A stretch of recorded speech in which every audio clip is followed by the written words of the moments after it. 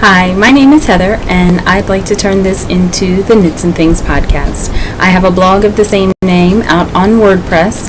I haven't blogged in a while, and I thought maybe trying it as a video podcast would work better. That way I can actually show my knitting to my blogging friends and to everybody who wants to watch and join in on the podcasting community. I've been watching podcasts for a while now, and I really like how everybody gets to share in their knitting and kind of join in and knit along or share along when they want to. So I'd like to join in that community as well. I know I have a couple knitting groups that I meet with here locally, but I don't always get a chance to meet with them because I'm a busy single mom and I'm usually off running around with my son at some kind of a sporting event or another. So I thought if I joined the podcasting community, then my friends from my real life knitting group can still keep up with what's going on in my life. Hi Wakeman's Knitters, hi Bowie Knitters, and then I can join in on this community, the online community as well. So I hope you like it, and here's my first podcast. So I decided to take some of the segments that I like best from the podcast that I already watch and kind of put a little spin on them. I'm a first grade teacher, and so usually 10 months out of the year, I'm all about learning to read, and who better to learn to read with and to practice your reading with than Dr. Seuss. So I've got a little bit of a Dr. Seuss twist to the names of some of the segments, kind of like with the Knit Cafe, how everything is listed with coffee-related titles. So for the main podcast, I'll talk about two different things, knitting and spinning. So knitting will be thing 1 and spinning will be thing 2. So we'll get started right away with what's on the needles in thing 1. So I have several things on the needles. A byproduct of the teaching, with me at least, is I always feel rushed during the school year. I never feel like there's enough time, and I always feel like as the summer starts approaching, there's going to be so much time. I can knit this, and I can knit this, and I can knit this. So I have a lot on the needles, and everything is kind of over here, which is why I keep looking that way. So bear with me and don't laugh too much at all of the things that I have on the needles.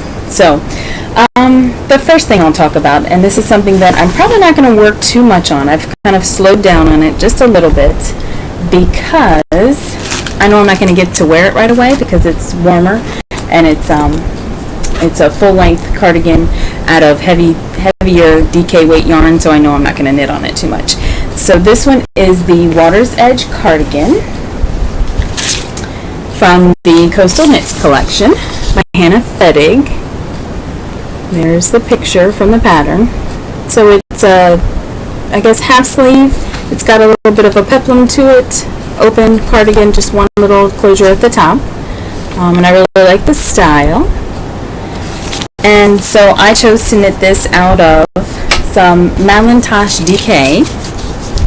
So it's the Tosh DK in the Well Water colorway. So there's the tag, Madeline Tosh. Everybody knows Madeline Tosh. And there's the Tosh DK, the Well Water color. My mother actually is a knitter as well. My mother and sister both knit. And my mom has the same color in just the Madeline Tosh Light that she's going to do a shawl out of, and she actually gave us at Christmas time all skeins of Madeline Tosh Light, and she put she assigned the different skeins to us, but she let us know that she had more skeins, and that we could trade if we wanted. So we got to look at everything, and when I saw the Well Water, I thought, oh wow, I really might want that. But I stuck with what I had, and I'll show you that in another segment. There is another thing on the needles that has some Mad Tosh in it, but it's not really active right now. But this is the Water's Edge cardigan. This is as far as I got. So I have separated the sleeve, where the sleeves will go, separated for the sleeves, and I've only knit a little bit. I think I've gotten to just the first set of decreases. And there aren't that many for my size until you need to do the little peplum. So I'm planning on a little bit of a modification with that. I have a very long torso. I'm a very short person, but I have a long torso. If I were to buy a one-piece bathing suit, I would need a long torso, and I'm 5'4". Really strange. So I've always bought, for years and years and years, I've bought the separate pieces from Land's End, the mom suits with the skirts or the shorts and the top, so I can comfortably fit in the different segments. So that's one thing on the needles. The second thing that's on the needles, and do I have everything? Yes, they're right here. Sorry.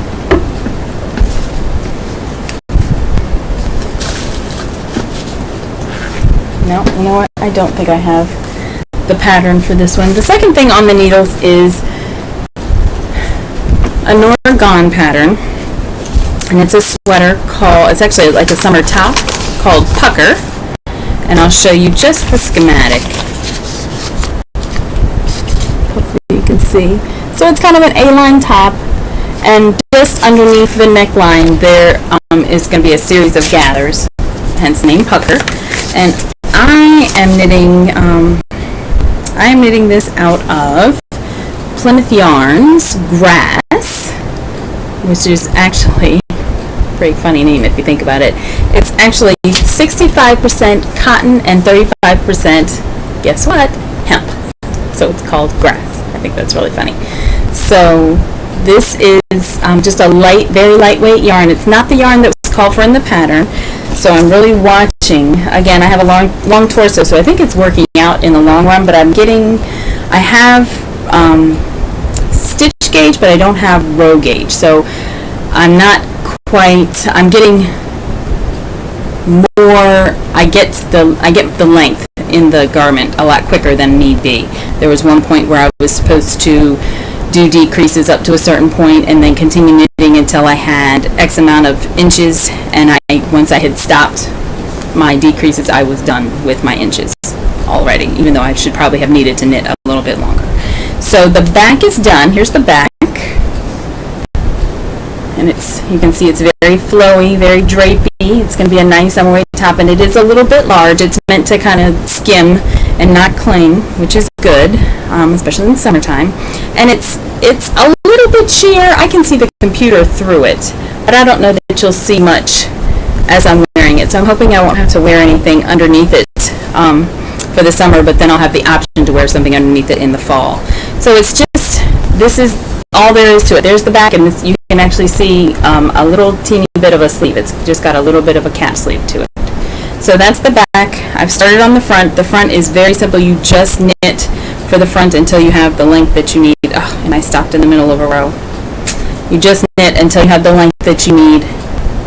And then I think you do the gathers at the top. There's not much shaping to it at all. I think you even put the sleeve on kind of as an afterthought on the front. So it's very simple, very easy, kind of mindless knitting, except that I don't like purling as much as I like knitting for some reason. Sometimes I do, but lately with this, maybe it's because the yarn is a little bit splitty,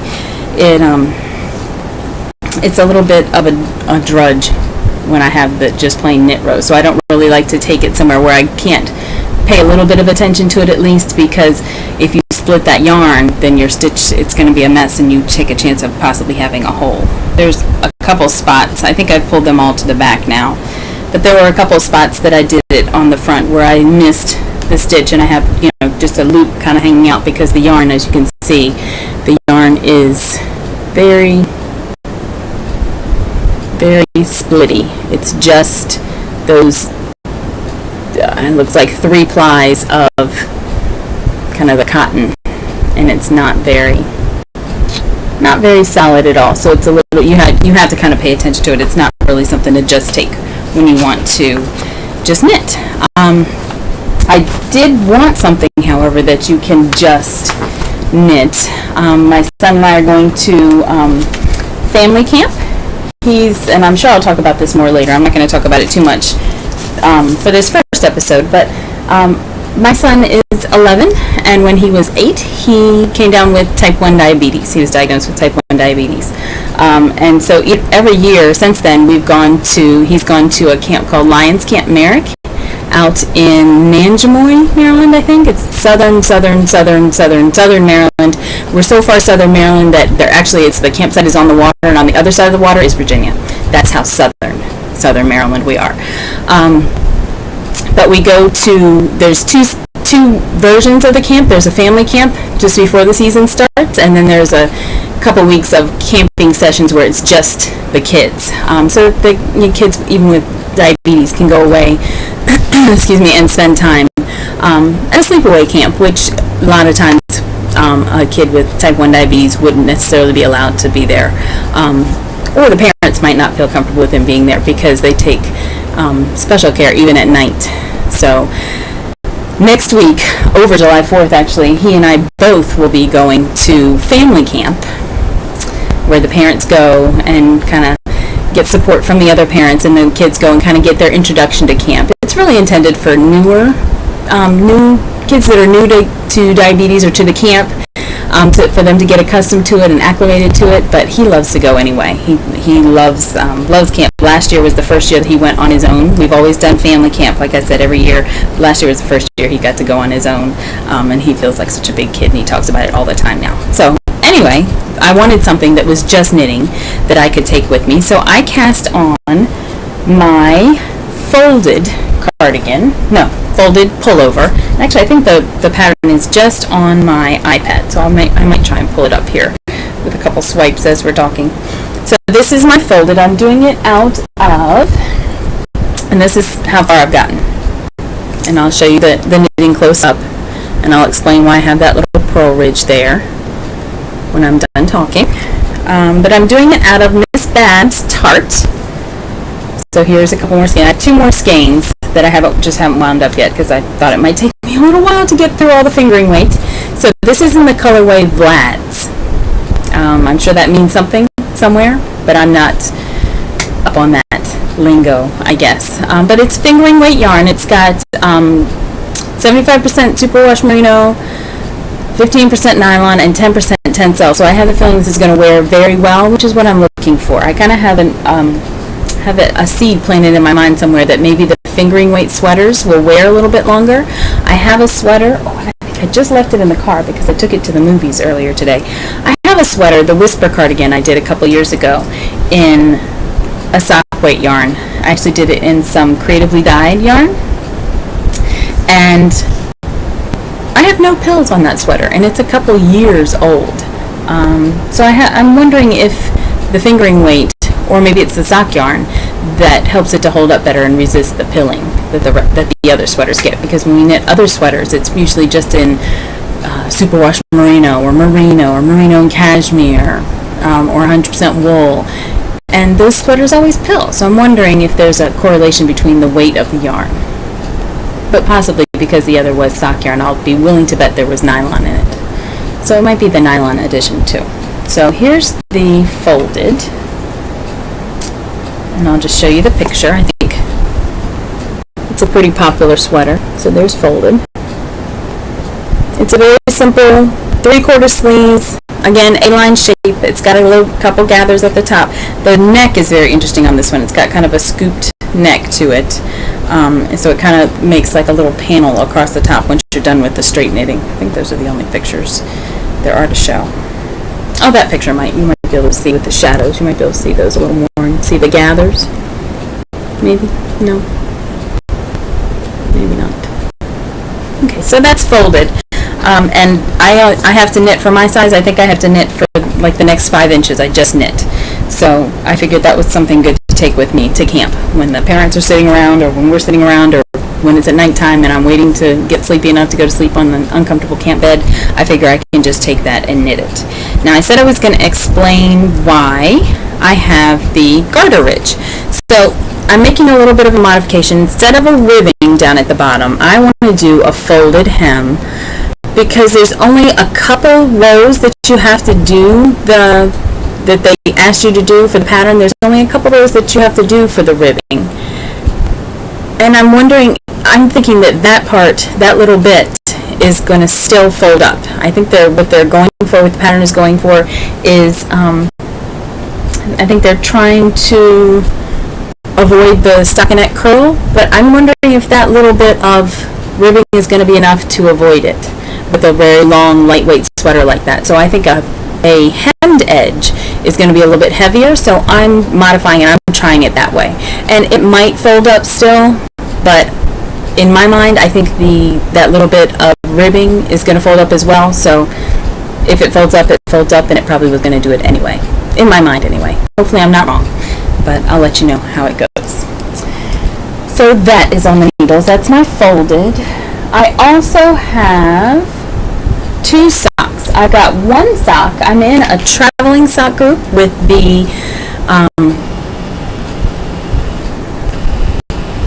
oh my.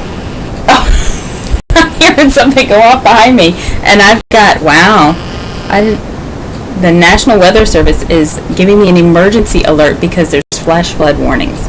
So if it gets kind of dark looking, it has been storming here lately. We had one really bad storm earlier already. I thought it was going to be done for the evening, but apparently it might storm again because that was a flash flood warning for me. But my phone was really kind of going crazy behind me. Wow. So I'm in with the Yarn on Tap group. I'm in a traveling sock group, and what that is, there's 8 of us in a group. Everybody knits a little bit on everybody else's sock. You start off with a sock with a toe, and you get the toe to however many stitches you want that'll fit around your foot. And when the toe will fit around your foot, then you send it on to the next person. The next person knits their bit, the next person knits their bit, and you just keep sending it on until it gets to be the length that you want. And there's instructions for when you should add in the heel, or when you should start adding in the gusset so that the heel can go in the right place and things like that. So this is the last sock that I have to work on, and you can see that these socks belong to Betty. So this is Betty's toe that she did, and then the next person did this portion. You can see the little faux cables.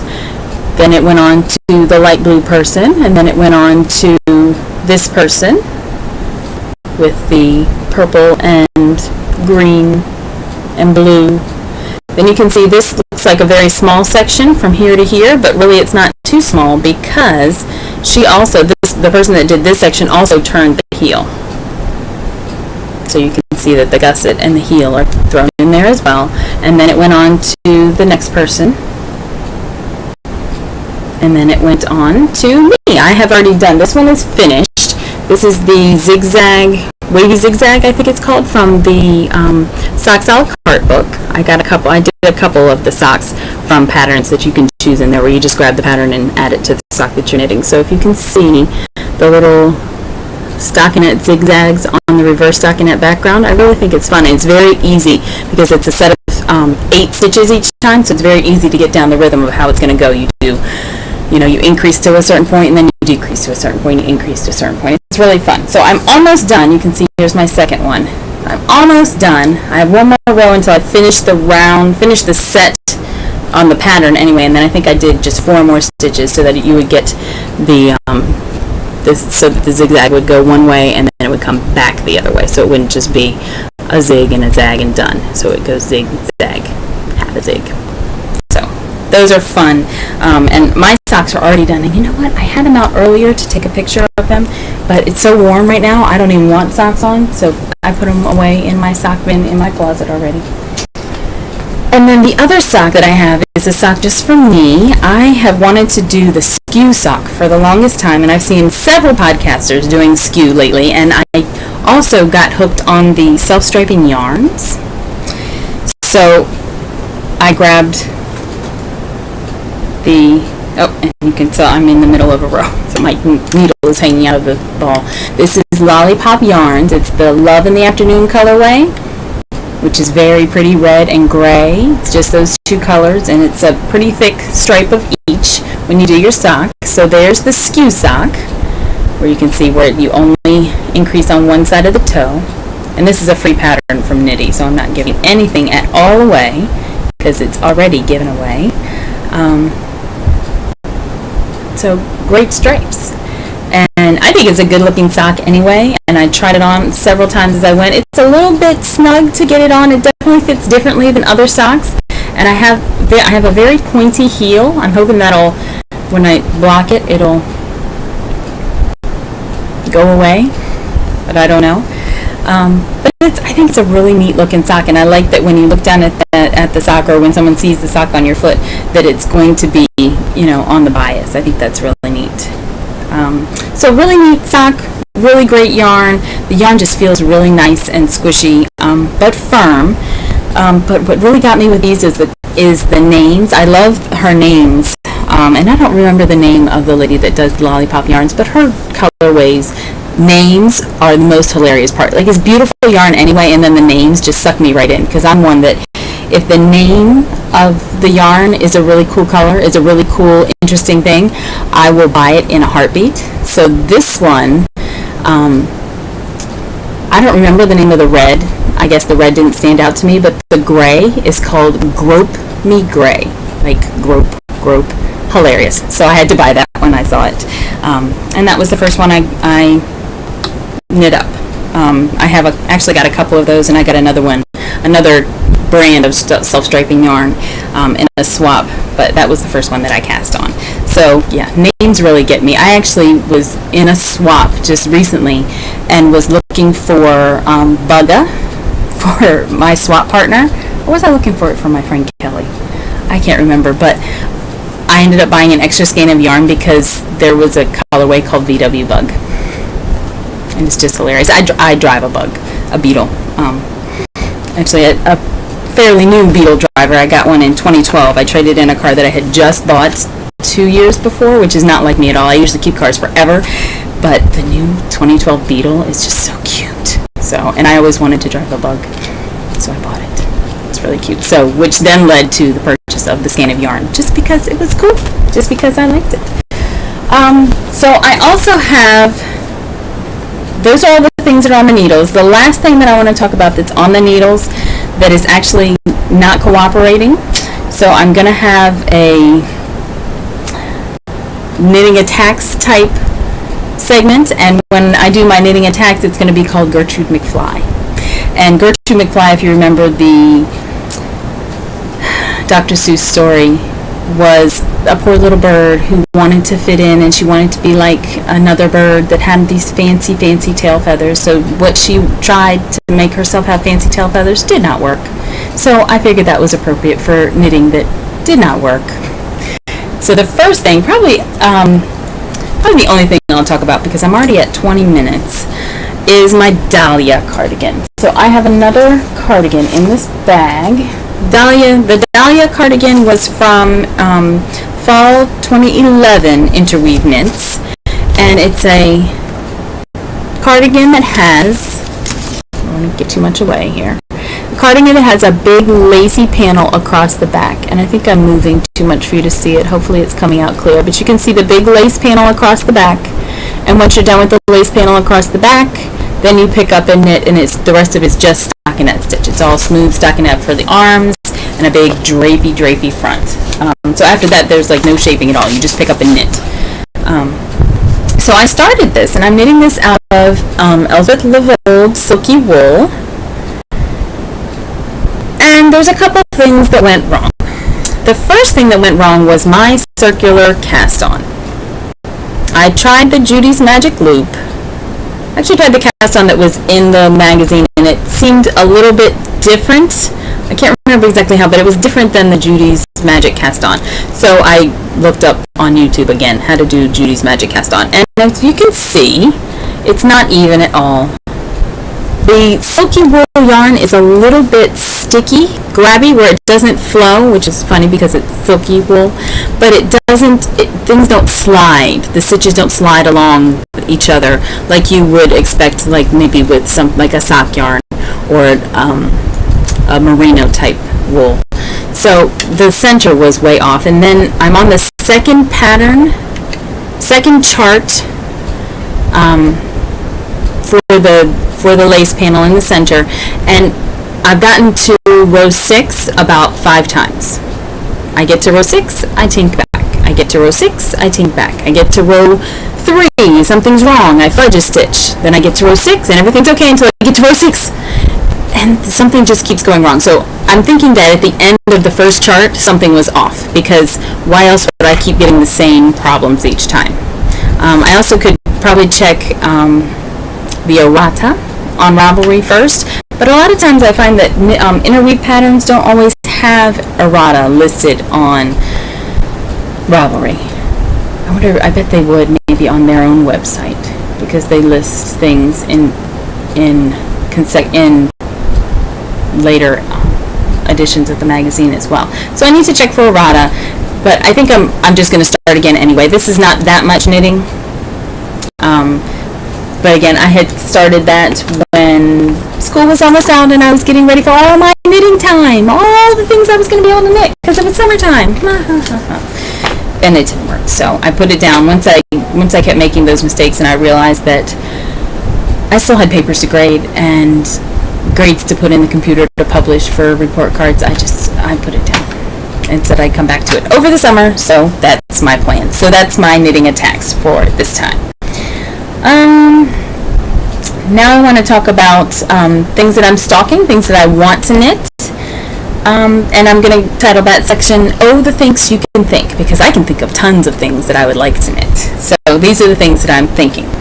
I want something portable. I like to have things that are portable for plain knitting. I have a family reunion coming up at the end of July, and I think by that time my folded sweater might be a little bit big, might be a little too big for carrying on the plane.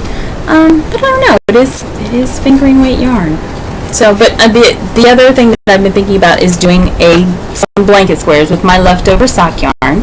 I know Amy from Knitting in Circles is doing the barn raising squares, and this, when she showed hers, it made me think of an Elizabeth Zimmerman pattern first, and then I remembered that I had a book, and the book is called Knitting in the Round, and this is in the comfy wraparound section, and there's a blanket done up, and this shows it in two different colors of yarn. If you can see each square, there's a square, and there's a square, and there's a square. They're done in two different colors of yarn, but it's still a square done in the round, starting from that center point and increasing on the 4 different points, which is exactly what the Elizabeth Zimmerman pattern talks about, and I'm pretty sure it's the same basis for the pattern that the barn raising squares are done out of as well. And I have tons of extra sock yarn, so I'm thinking that might be a portable summer project that would turn into portable fall soccer projects as well. So that's one thing that I'm planning with just some leftover yarns. I'm also planning on, if I can get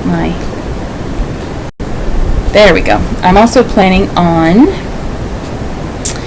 I have the folded started, the low tide cardigan I really like as well. And the low tide cardigan, well, I'll list it. I want to do the low tide cardigan. I'd like to knit myself another Clepo tee because my Clepo tee has just about bitten the dust. I'm trying to remember where I put it. I actually tried podcasting a couple days ago and it didn't work. So I think everything has made its way back to its own little hidey hole by now. But I'm sure everybody knows what the Clepo tee is. And I'd like to do the twist pullover from Cecily Glowick McDonald. So that is from the Knitwear Spring 2012 magazine. So that was just last year, and it's the cover sweater. If you can see it on the cover there, it's just got one little drapey fold to it, which is probably not how I wear it. But inside they have it shown as it twisted around the model's neck. So it just covers her top, and I think that would be really flattering with an appropriate sundress underneath. Or once it starts getting cooler, I think it'll be a good way to wear. I think it would be nice to wear that underneath your jackets to give that extra layer of warmth where your jacket might not button all the way up tight. So it kind of covers the sweater, kind of covers a sweater and scarf purpose at once. And you can see here's a picture of the back. And there it is, kind of looped around her neck. So I think that's really nice, and that can be done with just 2 skeins of sock yarn. And I have yarn all pulled out for that. I have a pretty green yarn with cashmere in it that I'll show you when I get closer to time for casting that on. But I need to get a couple other things off the needles first. So that is one thing I would like to do. I also, when I cast on my folded, the other pattern that was kind of in close contention was the low tide cardigan, and the low tide cardigan is another fingering weight sweater, which is why I had been thinking of that. And the reason that folded one out was because of just the straight stockinette start. With the low tide, you have 2 lace panels that you have to do first. I'm going to try and pull it up here with my iPad. You have 2 lace panels that you have to do first, and so I thought that would be a little fiddly, and I didn't want to have to worry about trying to do that at the same time that I was paying attention to stuff at camp. So here's low tide. Here's the picture, so you can see the lace panels across the top. So it's more like a vest. It's a kind of a shell, something to go over a shirt that you wear underneath or a tank that you wear underneath. It's got cute little cap sleeves, and again, more of an A-line shape, skimming shape. I love the picture of the, I think this is Tin Can Knits, and I think this is the pattern designer, and she's wearing it as a little maternity top. I think that's really, really cute. So if you can see, it kind of goes right over her cute little baby bump. Very cute. Would definitely go over my non-baby bumps very well. But I think it's really, really pretty. And there's other, these are pictures I have not seen. Oh, there's a good one of how it falls in the front. I really like that. Good incentive to keep running and working out, because look, if you need to have having a nice flat front, flat belly area works very well too. Very cute. So that's another one that I'm considering. And that's all for that. Oh, that's really cute. So that's all for the things you can think. The next thing I want to talk about is spinning. So on to thing 2. And thing 2 right now in summertime, of course, has to be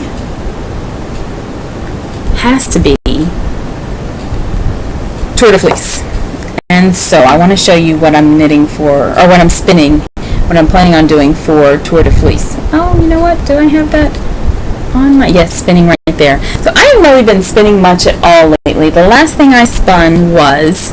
Actually is not here anymore, so I'll talk about that another time. Maybe when I get to the second braid I'll talk about that, because I don't have it here with me for this edition of the podcast. So what I'm planning on spinning is the fleece that I got from Maryland Sheep and Wool this year. And if you're somebody who gets fleece from Maryland Sheep and Wool, you might be wondering how I have it already to spin, because I did not do it myself this year. I have fleeces. I actually have some raw fleece still in this house. It's probably ruined because I bought the fleece and I thought, I can do this myself. I'm going to take the raw fleece and I'm going to wash it and then I'm going to card it and then I'm going to do this, and that's too many steps for me. I never get around to it. So this year I was smart. I went with the plan of getting a small, natural colored white fleece and sending it to a mill, which is exactly what I did. But I got an extra step thrown in there, because as I was looking through at the fleece sale, my friend Kelly came to me and said, Heather, how come this one is so fluffy? How come this bag is so fluffy and light when all the other bags are this big, are heavy? And what she spied in the fleece sale was a 3-pound washed Romney fleece. So I have the card. It came from Windswept Woolens, which is nearby. It's not too far away. They're in Maryland somewhere, because there's a 301 area code. So this was a card that came with it. So Windswept Woolens, and it was, if you could see the writing on there, jacketed, washed, and hand-picked. Jacketed, washed, and hand-picked. And they put it in for $15 a pound, and there was a 3-pound fleece. Not only that, here's apparently all the little sheepies that get coated as they're wandering around the field. Very pampered sheepies.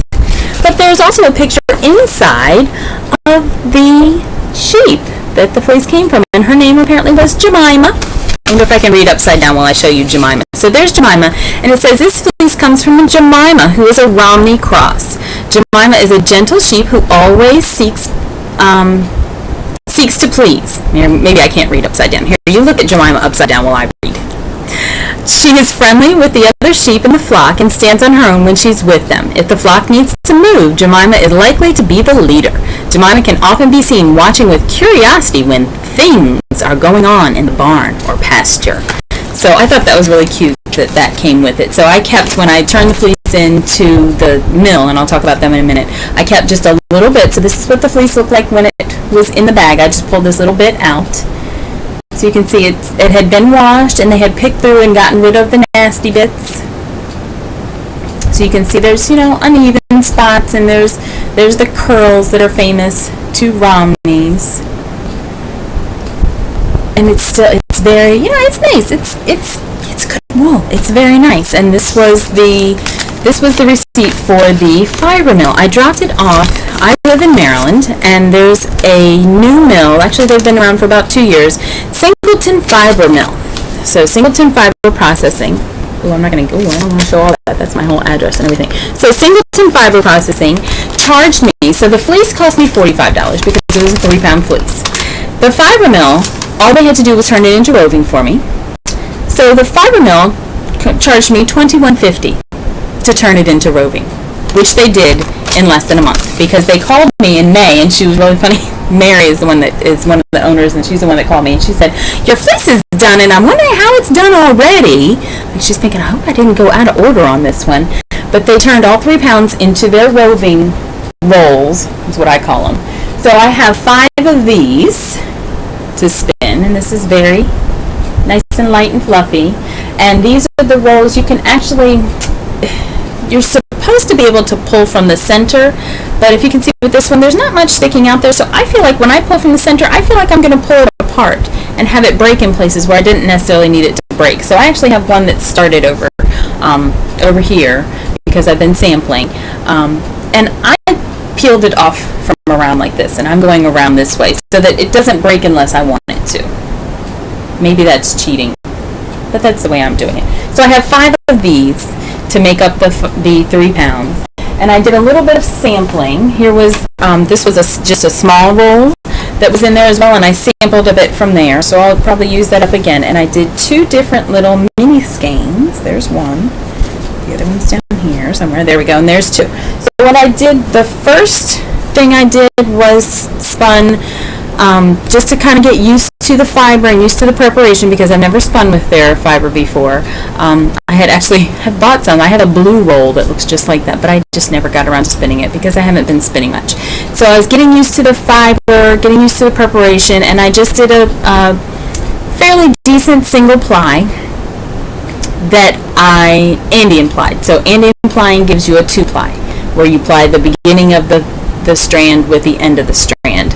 And because I just did a little sample, I wrapped this around my hand, but there's a tool that you can use when you're a wheel spinner. But I started out as a spindle spinner, so I did a little Andean ply, and there's the 2-ply, and it's not too bad. It's not hateful, but it doesn't have that clear definition that I was looking for. So when I did this, I liked it. I'm like, oh, that's probably what I'll do, because that looks pretty good. I could do that. And I was thinking to myself, oh, we put a little bit more twist in it when you do the real version, and it'll be fine. Well, then I said, I've got all this. I might as well try it. So I did another one. I tried for a thinner single this time, and I thought, okay, I'm going to do a thinner single, and then I'll try a Navajo ply and see how that turns out. And the Navajo ply won. Look at this. I hope it's coming out. Everything looks blurry to me, but on my test run earlier, the things that looked blurry when I tried it actually came out clear on the screen. So I hope you can see how much more definition and much crisper it is, and you can see the plies of yarn, where here in the 2-ply it just looks like fuzz. Here you can see the strands of the yarn, the different plies of the yarn. So I really like this 3-ply, so it's going to go for a 3-ply. And I've already started it. This is actually going to be what I do for Tour de Fleece, but I don't enter pictures a lot. I never win anything anyway, so it's just a time for the summer for me to challenge myself. So I'm going to see how far I get through my 3 pounds of fleece, and I'm going to do the Navajo ply. So that's my thing too. This week is my spinning with Jemima. All right. The next thing. Off topic or rambling is a segment that a lot of people do on their podcast, and for my off topic and rambling, I'll probably have one of 2 things that I talk about. I'm going to give you just a little snippet of both of them for this one to kind of show you the things that you can expect to hear about on this podcast. So the first thing that I will probably talk about is books. And so for the book segment, I'm going to title that section "I Can Read with My Eyes Shut," because if I get to read a book, it's probably just before I go to bed, and I'm probably sleeping through half of it, especially if it's an audiobook. So I actually have gotten pretty far into my latest audiobook. I started Game of Thrones, and I'm doing the audiobook while I'm spinning. So that's one way to get through things. I actually have read more books while spinning over the last couple of years than I have just sat down and read the book on my Kindle or actually on an actual book. So that will be, I can read with my eyes shut, and I'm doing Game of Thrones. I'm also doing, over the summer, I asked my son to read The Hobbit. He's finding it a little bit dry to start off with. He hasn't quite gotten past that first little bit, so he's kind of protesting and reading, 2 pages at a time. When I give him 20 minutes to read it, oh, I'm on page 17. Well, what page did you start on, hon? 15. So we're all going to read it together. My son and my mother and I are going to read it as read-alouds together while we're doing things in the evenings together. So The Hobbit and Game of Thrones, I know I'll get through this summer. I have a lot more on my Kindle that I'd like to read because I joined a service called BookBub, where they send you deals every single day, books that are like $2.99, $1.99, 99 cents, or free. And I've got a ton of books on my Kindle that I want to read with that. And it's not just off-brand books. It's some pretty decent titles. So that's that. The last thing I will talk about in Off Topic and Rambling, I have a segment that I'm going to call Gerald McBoing Boing, and that's going to be about my son. So if you know about Dr. Seuss books, Gerald McBoing Boing is a kid who's just wild and crazy, and everybody looks at him like, oh, what are you doing? You can't do that! And he ends up being famous at the end because of all the stuff that they said he couldn't do or he shouldn't do, and I can't believe you do that, but he ended up famous. So I kind of think that way about my kid because I think he's a little unique. So for Gerald McBoing Boing right now, I told you that he's always into a sport. And usually what he does is soccer in the fall. We have him do some extra swim training over the winter, and he does a couple clinics for his spring sport, which is, I just saw lightning. He does clinics for his spring sport, which for the past 2 years has been lacrosse. He's really into lacrosse, and I've been kind of waiting. He's always been into something. His dad is a big athlete, so he's always been into something. Did you hear it? Yep, there's the thunder.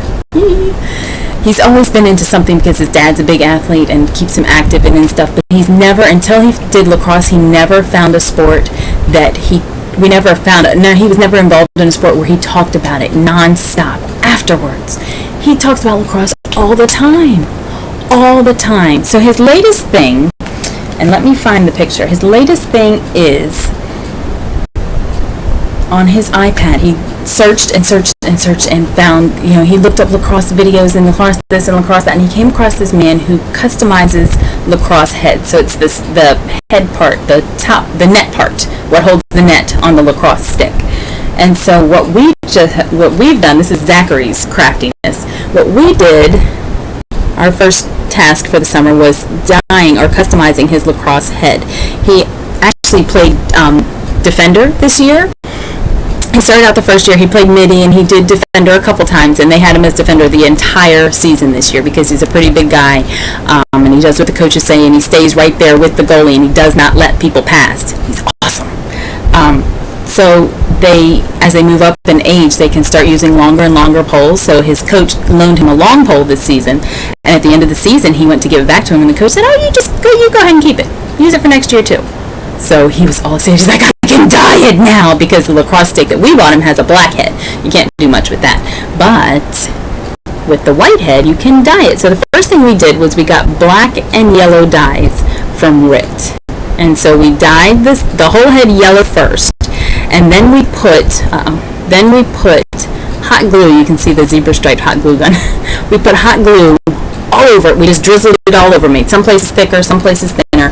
We drizzled hot glue all over it, and we tried dipping it in black dye after that. And if you're familiar with RIT dye, or if you're a dyer, you probably know what happened already is it turned green instead of black.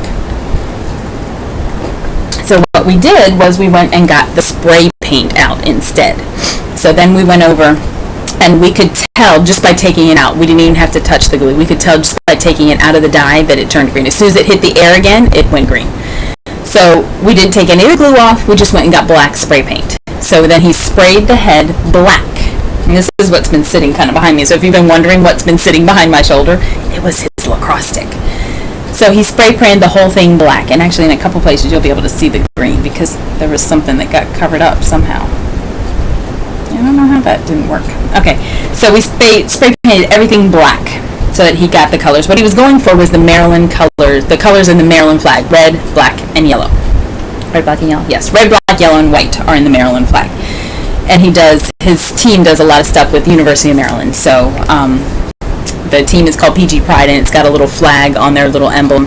So he wanted the Maryland flag colors. So then I thought that his intent was, since he already had the yellow on the stick, I thought his intent was to get red strings. He tells me there were no red strings, so he had to go with yellow strings with red. These red strings do something. Catch strings, ball strings, I don't know what it is. But so this is the final product.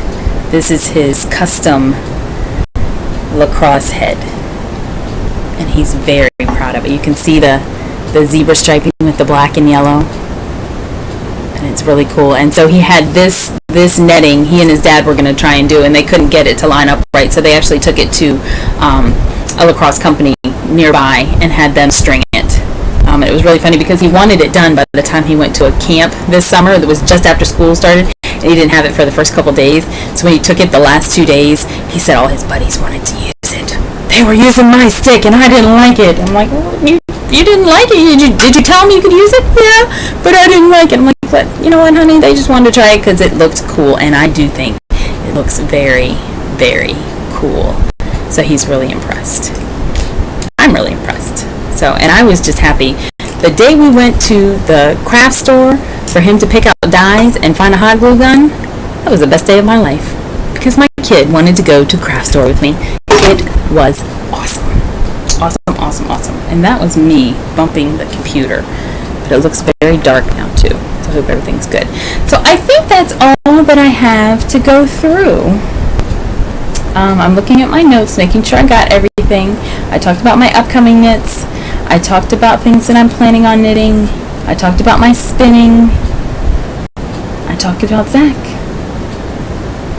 I will have an event section because there are some things that go on nearby. We have lots of fiber festivals and things that come nearby because I live in Maryland. Maryland Sheep and Wool Festival is in my, not as much in my backyard as when I lived in Baltimore, but it's nearby and it's local to me. But the one event that I have right now is my, and I'm going to call that, and to think that I saw it on Mulberry Street, things in my own neighborhood.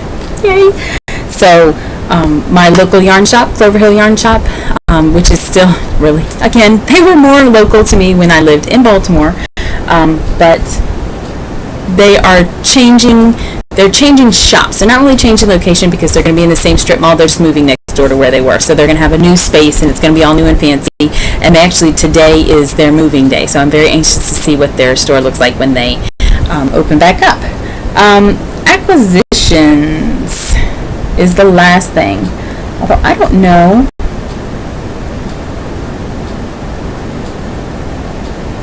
I think in acquisitions, I think I had planned on those going into the things you can think as well. I don't have too many acquisitions. I taught a coworker to knit the other day, and so I did go to another yarn shop up near Baltimore called the Knitting Boutique because it was right down the street from her house. And I always try and get something, and when I go into a yarn shop, especially because we were going to be sitting and practicing with my friend while she learned to knit, I felt like I needed to buy something since I wasn't using their materials or anything. So when all else fails in a yarn shop that carries Noro, is buy some Noro. So I collect different skeins of Noro to do Lizard Ridge blankets or little gifties or whatever. So I got these two. I love the natural skeins that just go from cream to off-white to tan. So I got two of those, and I figured I could do a scarf. I have other skeins of Nora. I could switch them on the that slip stitch scarf that makes a nice flat panel. Those are really good for gifts, and they're really quick and easy. So I got those. So those should have been in with the things you can think as well, because that's something I'm planning on knitting. So I hope everything went well. I know it ran a little bit long. I'm right at 50 minutes, and I was thinking about 35 minutes would be what I'm doing. I don't know if you can hear it, but it is raining cats and dogs out there now. I can look out the window and see, and it's going crazy. I'm surprised I don't have, she's right there. I was surprised I don't have a poodle beside me. She's right behind the couch. So that's it. So I hope everything was okay. I hope I didn't ramble on too much. I hope I didn't say too much. Sorry if I did, and I hope you come back and see me the next time. I plan to record at least every other Friday. Friday nights my son toddles off with his dad for the weekend, and so I usually have those Friday nights free because I don't go out a lot on Friday nights with work. Usually by Friday night I'm exhausted, so I don't usually go out. When I do have the time, I usually don't do anything on Friday nights because I'm just too tired. So sitting in my living room and podcasting is probably about the energy that I have for it. So I hope to see you in about 2 weeks. Right now I'm going to be published on YouTube, and YouTube I'm Heather V. On Ravelry I'm Heather219. And I think those are the two places that I am. On Facebook I'm Bookworm 101, or my full name I think is on there with Facebook as well. I'll probably just give you an invitation to join me, or a friend request on Facebook. I don't know how much I'm going to put this on Facebook until I know if it really takes off or not. And I'm also on Instagram. So on Instagram I'm also Heather219. So on Instagram and Ravelry I'm Heather219, and where I'm going to publish the podcast onto YouTube, and on YouTube I'm Heather V. So I hope to see you there, and I hope to see you in 2 weeks. Bye.